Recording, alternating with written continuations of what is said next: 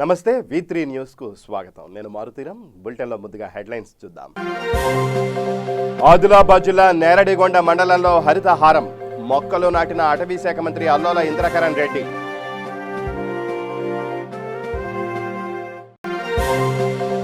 మెదక్ జిల్లా రేగోడు మండలంలో గుర్తు తెలియని యువకుడి మృతదేహం కేసు నమోదు చేసి దర్యాప్తు చేస్తున్న పోలీసులు.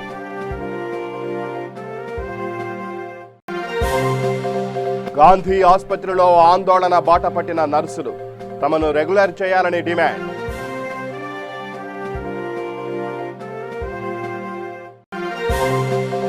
కోవిడ్ పేషెంట్లకు ఏపీ ప్రభుత్వం అన్ని విధాలా అండగా ఉంటుంది వెల్లడించిన ఏపీ రాష్ట్ర ఉప ముఖ్యమంత్రి వైద్య ఆరోగ్య శాఖ మంత్రి ఆళ్ల నాని.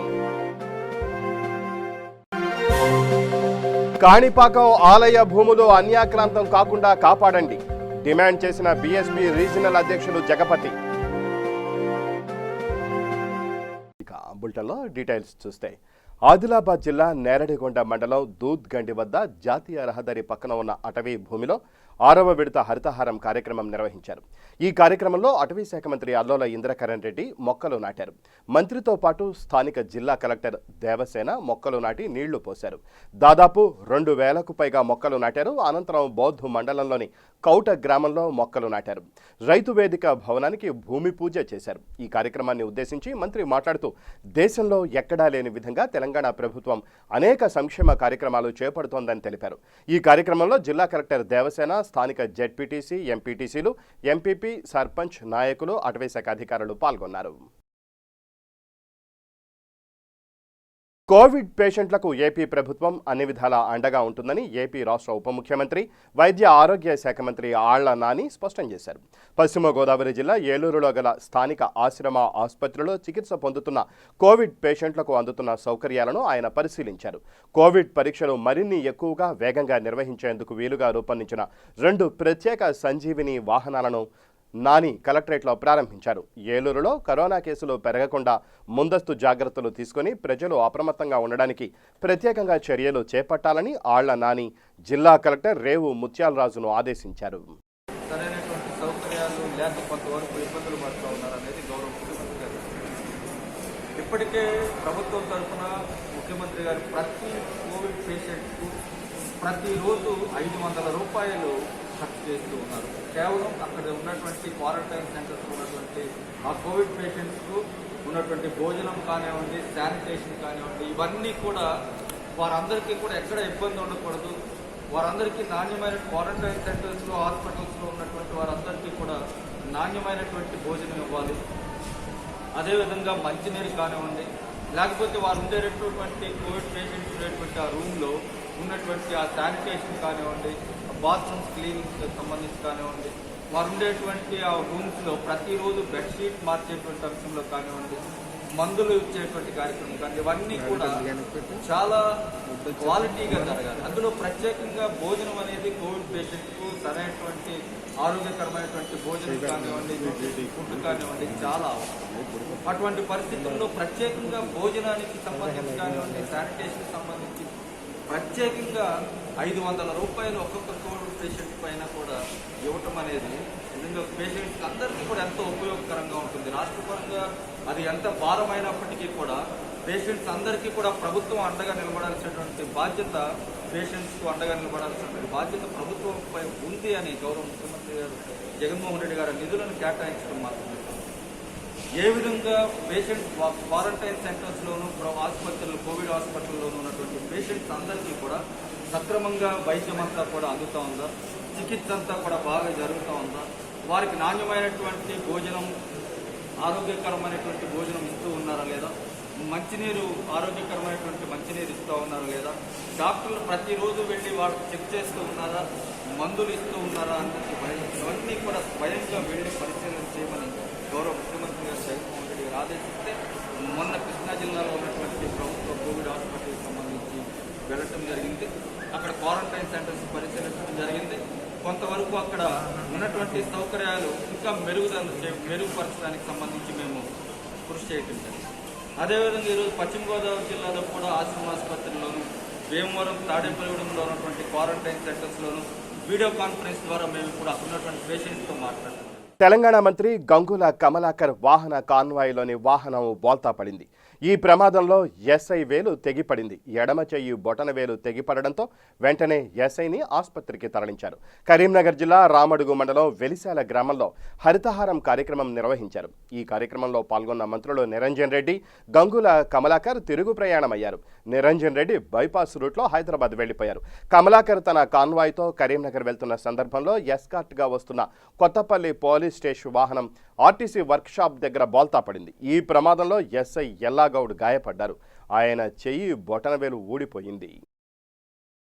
హైదరాబాద్ పాతబస్తీ కాలాపత్తర్ పోలీస్ స్టేషన్ పరిధి బషారత్ నగర్కు చెందిన ఇర్హాన్ మరియు ఆదిల్ ఇద్దరు స్నేహితులు. జల్సాలకు అలవాటు పడ్డ ఇరువురు ఈజీ మనీ కోసం ద్విచక్ర వాహనాలు దొంగిలించడం ప్రారంభించారు. నగరంలోని పలు ప్రాంతాల్లో వాహనాలు దొంగిలించారు. కాలాపత్తర్ పోలీస్ స్టేషన్ పరిధిలో ఓ వాహనాన్ని దొంగిలించారు. అలర్ట్ అయిన పోలీసులు ఈ ఇరువురు దొంగలను చాకచక్యంగా పట్టుకుని 6 లక్షల విలువ గల 9 ద్విచక్ర వాహనాలు స్వాధీనం చేసుకున్నారు. ఈ సందర్భంగా క్రైమ్ సిబ్బందికి రివార్డులు ఇచ్చారు కాలాపత్తర్ సిఐ ఎస్ సుదర్శన్. మోచి కాలనీలో ఒక యాక్టివా థెఫ్ట్ అయింది. అతని ఉద్యోగం చేసుకుని రాత్రి ఇంటి ముందర పార్క్ చేసి నైట్ పార్క్ చేసి మార్నింగ్ చూసుకుంటానికి లేదు. దాని మీద క్రైమ్ నంబర్ 167 మేము ఎఫ్ఐఆర్ ఇష్యూ చేసి మా క్రైమ్ టీము మా డిఎస్ఐ ద్వారా స్పెషల్గా ఫామ్ చేసుకొని సెర్చ్ చేయడం జరిగింది. నిన్న సాయంత్రం 2 నేరస్తులు దొరికిండ్రు. వాళ్ళని థరోలీ వెరిఫై చేయడం వల్ల వాళ్ళు టోటల్ 9 వెహికల్ దొంగతనం చేసినట్లు ఒప్పుకున్నారు. ఆ 9 వెహికల్ని కూడా రికవర్ చేయడం జరిగింది. ఎక్కడెక్కడి నుంచి తెచ్చిందని విచారించి కన్సర్న్ పోలీస్ స్టేషన్లో కూడా వెరిఫై చేస్తే అక్కడ అన్ని పోలీస్ స్టేషన్లో ఎఫ్ఐఆర్ ఇష్యూ చేయడం జరిగింది. ఇవి ఫలక్నామా, షాలిబండ, కామాటిపుర, హుసేనియాలం, సైఫాబాద్ అండ్ మైలార్జోన్పల్లి పోలీస్ స్టేషన్లో వివిధ పోలీస్ స్టేషన్ జ్యూడిక్షన్లో థెఫ్ట్ చేసిండ్రు. ఈ వెహికల్ కూడా రికవరీ చేసి ఈరోజు మేము కోర్టు ముందు అరెస్ట్ చేసి ప్రొడ్యూస్ చేస్తున్నాం. దీని మొత్తం 6 లక్షల చిల్లర ఉంటుంది 9 వెహికల్ యొక్క వర్త్.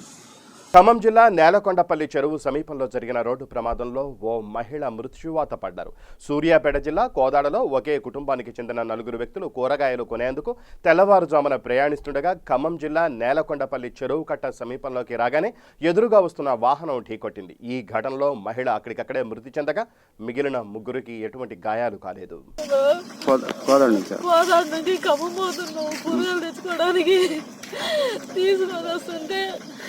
ఇక్కడ దాకా రాగానే తాత లేలాంటి బండి వచ్చి గుద్దింది. అయితే మధ్యలో ఏదో బండి వచ్చి ఓవర్టేక్ చేసిందని తీసుకొచ్చి గుద్దిపోయి వాడు వచ్చి మా వాడు పక్క నుంచే పోనిస్తాడని ఎప్పుడైనా ఆటోలో కూర్చుంటే ప్రశాంతంగా కూర్చోవద్దు, పక్కకే పోతున్నాం మేము. వాడు ఓవర్టేక్ చేసి వచ్చి గుద్దిపోయిందండి.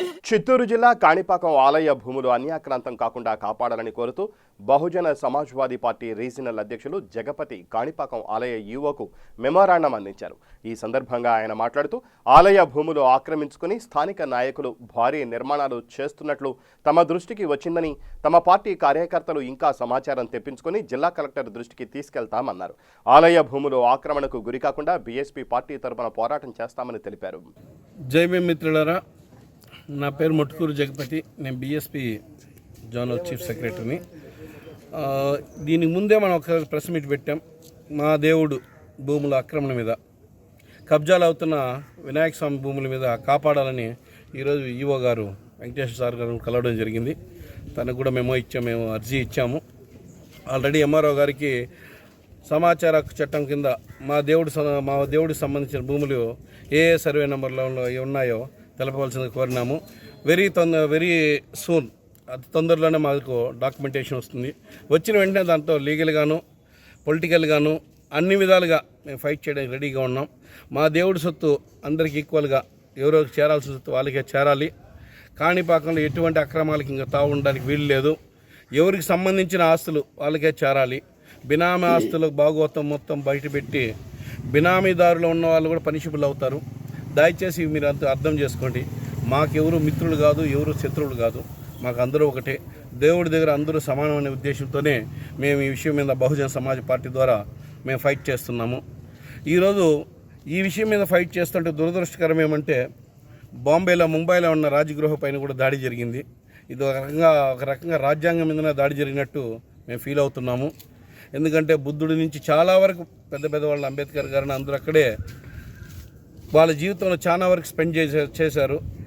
మన రాజ్యాంగం మీద దాడులు జరుగుతూ ఉంటే ఇంకా మన వినాయక స్వామి ఒక లెక్క వాళ్ళకి. ఇట్లాంటి దుర్మార్గులు ఉన్న సొసైటీలో మనం ఉంటున్నామంటే కొంతవరకు మాకు సిగ్గుసేటుగా ఉంది. రాజ్యగృహం మీద దాడి జరగడం అనేది సిగ్గుసేటు. అది ఏ రకంగా గవర్నమెంట్ తీసుకుంటారో నాకు తెలిసి, నాకున్న ఇన్ఫర్మేషన్ ఆల్రెడీ వాళ్ళని అరెస్ట్ చేశారంట. థ్యాంక్స్ ఫర్ దెమ్, మీరు ఇమీడియట్ రియాక్ట్ అయినందుకు. అలాగే మా దేవుడి సొత్తు కూడా ఎవరో ఆక్యుపై చేసిన వాళ్ళని ఇమీడియట్గా వాళ్ళ మీద యాక్షన్ తీసుకొని, వెంకటేశ్వర సార్ కూడా పాజిటివ్గా రియాక్ట్ అయ్యారు. డెఫినెట్గా మాకు నిందితులు తెలిస్తే ఇమీడియట్గా మేము దాని మీద ఎంక్వైరీ చేసి మన ల్యాండ్ మనం కాపాడుకుంటామని. అదేవిధంగా కాణిపాక సరౌండింగ్లో మేము ఆల్రెడీ మెమో ఇచ్చాము. అక్రమ కట్టడాలు అంటే పర్మిషన్ లేకుండా బిల్డింగ్లు జరుగుతున్నాయి. ఒకరు పేరు చెప్పి ఒకరు కడుతున్నారు. సెక్రటరీ గారికి, హేమంత్ కుమార్ గారికి మేము లెటర్ ఇవ్వడం జరిగింది. ఈ మధ్య మాకేం రూమర్ వస్తుందంటే నిజమో వాస్తవమో నాకు తెలియదు, కానీ హేమంత్ కుమార్ గారు కూడా దాంట్లో పార్ట్నర్ అని కొంతమంది చెప్తా ఉన్నారు. ఆయన పార్ట్నర్ అయి కడతామని మాకు తెలియదు, వాస్తవాలని తెలియాలా. ఆయన పార్ట్నర్ కాకపోతే ఈ లోపల ఆపేవాడు. అంటే జరుగుతూ ఉంది మళ్ళీ వర్కులు అంటే పర్మిషన్ లేకుండా ఆయన పార్ట్నర్గా ఉండొచ్చామనేది మా అనుమానం. దయచేసి హేమంత్ కుమార్ గారికి కూడా మేము చెప్తున్నాం, రాజ్యాంగబద్ధంగా లీగల్గా రేపు కూడా మీరు కూడా అఫెన్స్లోకి వస్తారు. గాంధీ ఆసుపత్రిలో డ్యూటీ చేస్తున్న నర్సులు ఆందోళన బాట పట్టారు. దాదాపు 13 ఏళ్లుగా అవుట్సోర్సింగ్ విధానంలో పనిచేస్తున్న తమను రెగ్యులర్ చేయాలని డిమాండ్ చేస్తున్నారు. 2 రోజులుగా విధులకు హాజరు కాకుండా ఆందోళన చేస్తున్నారు. గాంధీ ఆవరణలోనే బైఠాయించి ధర్నా చేస్తున్నారు. ప్రభుత్వం వెంటనే స్పందించకపోతే ఆందోళన మరింత ఉధృతం చేస్తామని హెచ్చరిస్తున్నారు. Justice! We want justice! आवाज दो! अनेक है! आवाज दो! अनेक है! आवाज दो! अनेक है! We want justice! We want justice! పోరాడదాం! మెదక్ జిల్లా ఆందోళన నియోజకవర్గం రేగోడు మండలంలోని టి లింగంపల్లి గ్రామ ప్రధాన రహదారి బ్రిడ్జి కింద గుర్తు తెలియని యువకుడి మృతదేహం బయటపడింది. ఎక్కడో చంపి బ్రిడ్జి కింద వేసి గుర్తుపట్టకుండా పెట్రోల్ పోసి తగలబెట్టినట్లు పోలీసులు అనుమానిస్తున్నారు.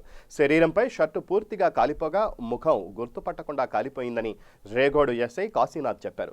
యువకుడి వయసు 30 సంవత్సరాలుంటుందని 2 రోజుల క్రింద హత్య చేసి ఉంటారని భావిస్తున్నారు. సంఘటనా స్థలాన్ని అల్లాదుర్గం సిఐ రవి పరిశీలించారు. ఈ హత్యపై అన్ని కోణాల్లో దర్యాప్తు చేస్తామని చెప్పారు. హైదరాబాద్ పాతబస్తీ చాంద్రాయణగుట్ట పోలీస్ స్టేషన్ పరిధిలో దొంగలు బీభత్సం సృష్టించారు. పూల్బాగ్లోని ఓ ఇంట్లో అర్ధరాత్రి దొంగతనం జరిగింది. 3 తులాల బంగారం, 10,000 రూపాయల నగదు, ఓ ఎల్ఈడి టీవీని దుండగులు దొంగతనం చేశారు. సంఘటనా స్థలానికి చేరుకున్న చాంద్రాయణగుట్ట పోలీసులు కేసు నమోదు చేసి క్లోజ్ టీంతో ఆధారాలు సేకరించారు.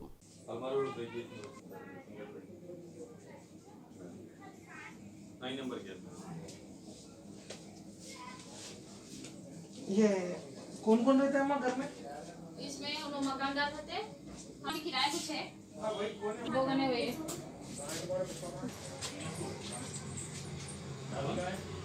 मैं खाला आओ मां फोन करे बोले ना आप बुला रहे थे आपको పొద్దున పొద్దుగల ఇట్లా దగ్గర బిలా ఏమంటారు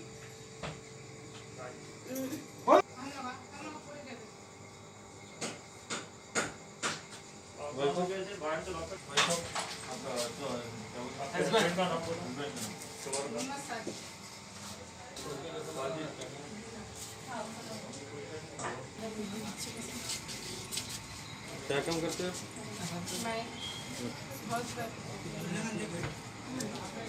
सारे हाउस नंबर मालूम है? आधा तोला ये क्या है? क्या बोले ये चाबी जस्ट ये लाता इसके चाबी और मेरे पास मैं कुफर डाल के चले गई ट्रेन है आड़े तो हाँ अब 10 बजे को मैं 10 बजे से चले गए यहाँ पर ना भी नहीं रहते मैं कहीं को वहाँ के लिए चले गई बोलो किचन कब आया अभी? मैं आके आधा कब फोन करे आपने? इनो आधा घंटा हुआ बस इस पे रहता ना नंबर आके फोन फोन टाइम करते मैं आऊँगी फोन से फोन पे टाइम रहता ना 8:48 को क्या फोन आया किचन का लॉक तोड़ेंगे किचन का लॉक మహబూబాబాద్ జిల్లా కేంద్రంలో భారతీయ జనతా పార్టీ రాష్ట్ర అధ్యక్షులు బండి సంజయ్ జన్మదిన వేడుకల్లో భాగంగా భారతీయ జనతా పార్టీ మానుకోట జిల్లా శాఖ తరపున జన్మదిన వేడుకలు నిర్వహించారు. దీనికి ముఖ్య అతిథిగా జిల్లా అధ్యక్షులు రామచంద్రరావు, బీబీ రాఘవులు, సిరికొండ సంపత్, జిన్నారెడ్డి తదితరులు పాల్గొన్నారు. అధ్యక్షులు కరీంనగర్ పార్లమెంట్ సభ్యులు గౌరవనీయులు శ్రీ బండి సంజయ్ గారి యొక్క జన్మదిన వేడుకలను ఈరోజు మానుకోట జిల్లా కార్యాలయంలో నిర్వహించడం జరిగింది.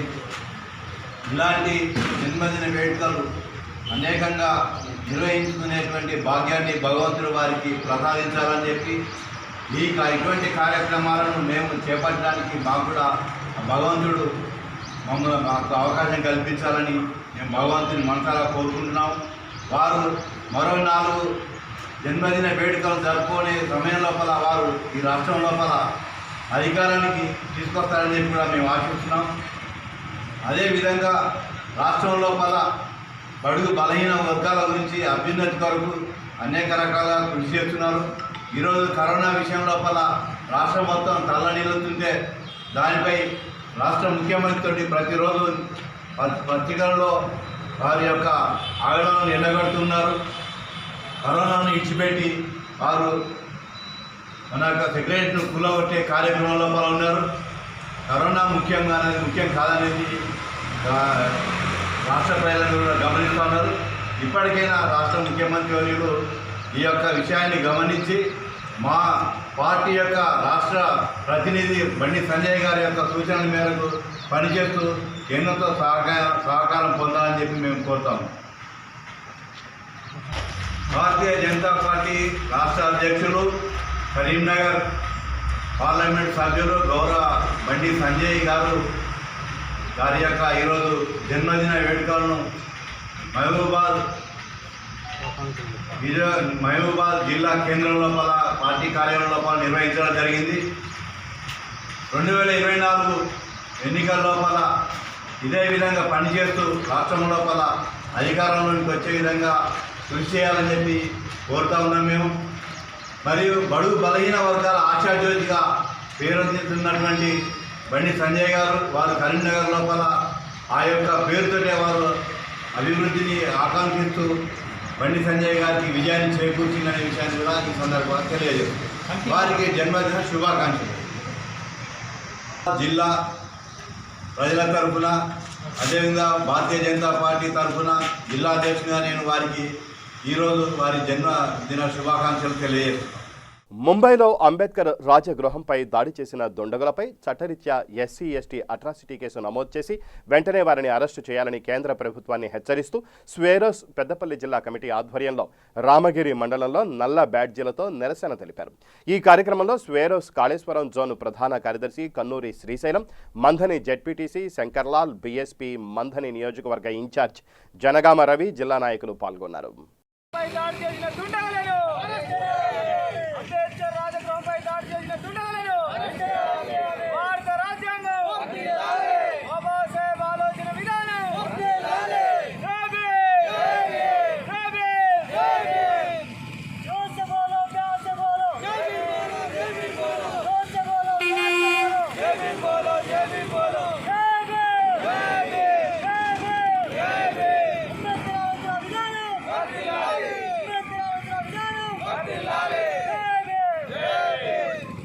వరంగల్ రూరల్ జిల్లా నర్సంపేట నియోజకవర్గ మాజీ శాసనసభ్యులు రేవూరి ప్రకాష్ రెడ్డి సూచనల మేరకు నర్సంపేట భారతీయ జనతా పార్టీ ముఖ్య కార్యకర్తల సమావేశం నర్సంపేట పట్టణ అధ్యక్షులు బాల్నే జగన్ అధ్యక్షతన జరిగింది.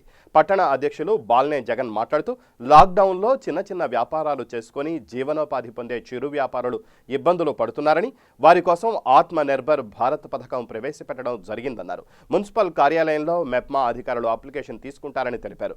అర్హులైన వారు దరఖాస్తు చేసుకోవాలని కోరారు. ఈ కార్యక్రమంలో బీజేపీ జిల్లా ప్రధాన కార్యదర్శి రేసు శ్రీనివాస్, నర్సంపేట నియోజకవర్గ కన్వీనర్ వడ్డేపల్లి నరసింహారావు కార్యకర్తలు పాల్గొన్నారు. వీధి వ్యాపారులకు వాళ్ళకు ఆర్థిక సహాయం చేయడం జరుగుతున్నది. దానిలో భాగంగా నర్సంపేటలో అందరూ మున్సిపాలిటీలో మెప్మాకు సంబంధించిన అధికారులకు అప్లై చేసుకోవడం జరుగుతున్నది. ఈ యొక్క అప్లై చేసుకునే క్రమంలో దళారులు కానీ ఎవరైనా మీకు ఇప్పిస్తామని చెప్పేసి పైసలు వసూలు చేసే ఒక కార్యక్రమం కూడా జరుగుతున్నది. కాబట్టి మీరు ఎలాంటి అపోహలకు లోన్ కాకుండా ₹1 కూడా ఇచ్చే ప్రసక్తే లేదు. మీరు స్వచ్ఛందంగా అప్లై చేసుకోండి. ఆ అప్లైలో భాగంగా ఎవరైనా మీరు అడిగితే వాళ్ళ దృష్టికి తీసుకురావాలని చెప్పేసి కూడా మేము కోరడం జరుగుతుంది. శేరిలింగంపల్లి నియోజకవర్గంలో కరోనా కష్టకాలంలో ఆకలితో అలమటిస్తున్న పేద ప్రజలకు గుడ్ల ధనలక్ష్మి ట్రస్ట్ అండగా నిలుస్తోంది. లాక్డౌన్తో అన్ని విధాలుగా ఇబ్బందులు పడుతున్న నిరుపేదలకు అన్నదాతగా నిలిచారు. ఇందులో భాగంగా శేరిలింగంపల్లి నియోజకవర్గంలోని పలు దేవాలయాల్లో పనిచేస్తున్న సన్నాయి వాద్య కళాకారులకు గుడ్ల ధనలక్ష్మి ట్రస్ట్ ఆధ్వర్యంలో ట్రస్ట్ చైర్పర్సన్ గుడ్ల ధనలక్ష్మి చేతుల మీదుగా నిత్యావసర సరుకుల కిట్స్ను అందజేశారు. ఈ సందర్భంగా ట్రస్ట్ చైర్మన్ గుడ్ల ధనలక్ష్మి మాట్లాడుతూ రాష్ట్ర వ్యాప్తంగా 9 జిల్లాల్లో 100 రోజులుగా 19,000 కుటుంబాలకు పైగా నిత్యావసర వస్తువులు అందించామని తెలిపారు. ఈ కార్యక్రమంలో ట్రస్ట్ డైరెక్టర్ గుడ్ల శ్రీధర్, ట్రస్ట్ సభ్యులు పాల్గొన్నారు. మనము అందుకని ఇవాళ ఈ నాదస్వర బృందం వాళ్ళని పిలిపించి ఇక్కడ ఈ కార్యక్రమం చేయడం జరుగుతుంది. కొన్ని దేవాలయాల కరోనా మూలన కొన్ని పెళ్ళిళ్ళు కానీ శుభకార్యాలు ఏమైనా చేసుకోవడానికి ఎవరికి ఇబ్బందికరంగా ఉండి ఎవరు చేసుకోవడం లేదు. దాని మూలన వాళ్ళకు కూడా ఉపాధి కరువైన మూలాన వాళ్ళు వచ్చి సంప్రదించడం జరిగింది. ట్రస్ట్ మెంబర్స్ చైర్మన్ గారు యాక్సెప్ట్ చేసి ఈ ప్రోగ్రాము ఇవాళ చేసుకోవడం జరిగింది. అందరికీ ఆనందదాయకంగా ఉంది. కరోనా సందర్భంగా ఈరోజు ధనలక్ష్మి గారు మన చుట్టుపక్కల ఉన్న దేవాలయంలో ఉన్న నాదస్వర బృందం వారందరినీ పిలిపించి వారికి పప్పు, కూరగాయలు, 5 కిలోల రైసు, గోధుమ పిండి, పంచదార అన్ని నిత్యావసర సరుకులు ఇవ్వడం జరిగింది. ఎవరు అయినా సరే లేదు అమ్మా అనే మాట వస్తే చాలు ఆమె వెంటనే స్పందిస్తారు. రండి వచ్చి తీసుకువెళ్ళండి అనే మాట కానీ లేదు అనే పదం అసలు ఆమె నోటి వెంట ఎప్పుడూ రాదు. ఒక్క ప్రాంతం కాదు ఆమె ఇచ్చింది, 9 జిల్లాల్లో ఉన్న పేద ప్రజలకు ఇవ్వటమే కాకుండా వారు వీరు అని భేదం ఏమీ లేదు.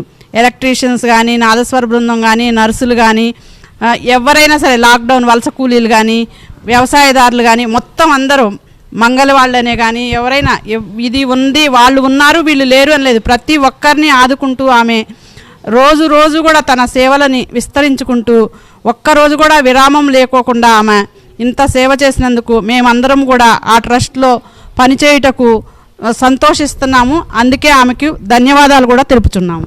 లాక్డౌన్ సమయంలో గత 99 రోజులుగా గుడ్ల ధనలక్ష్మి ట్రస్ట్ నుండి నిరుపేదలకు, కూలీలకు, వలస కూలీలకు ఫుడ్ కిట్స్ ఇస్తూ వస్తున్నారు.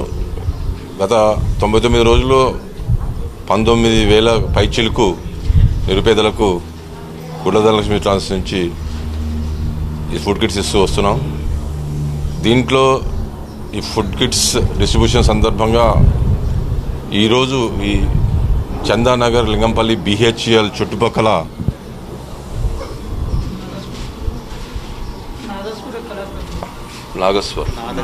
నాదస్వర కళా బృందం వాళ్ళు వారి కుటుంబాలకి చందానగర్ శిల్పా ఎంక్లేవ్లో గుడ్ల ధనలక్ష్మి ట్రస్ట్ ఆఫీస్ నుంచి పంపిణీ చేయడం జరిగింది. వీళ్ళకు కూడా దేవాలయాలు మూతపడిపోవడం, దేవాలయాల కార్యక్రమాలు లేకపోవడం వల్ల ఆర్థికంగా నిస్సహాయత ఏర్పడి వారిని కూడా ఆదుకోవాలనే ఉద్దేశంతో వారిని పిలిపించేసి ట్రస్ట్ నుంచి ఈరోజు ఈ నాదస్వర బృందం కుటుంబాలని వారికి పంపిణీ చేయడం జరిగింది. దీంట్లో భాగంగా ఈ నిత్యావసర వస్తువులు బియ్యం, పప్పు, గోధుమ పిండి, పంచదార, అట్లాగే 6 రకాల కూరగాయలు వీరికి ఇవ్వడం జరుగుతుంది. మున్ముందు కూడా ట్రస్ట్ సేవలు నిరంతరం కొనసాగుతూనే ఉంటాయని ఆశిస్తూ ముగిస్తుంది. బులెటిన్ ముగించే ముందు హెడ్లైన్స్ మరోసారి. ఆదిలాబాద్ జిల్లా నేరడిగొండ మండలంలో హరితహారం మొక్కలు నాటిన అటవీ శాఖ మంత్రి అల్లోల ఇంద్రకరణ్ రెడ్డి.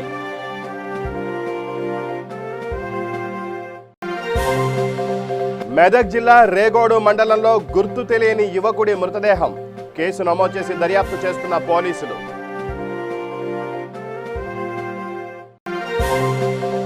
గాంధీ ఆసుపత్రిలో ఆందోళన బాట పట్టిన నర్సులు, తమను రెగ్యులర్ చేయాలని డిమాండ్.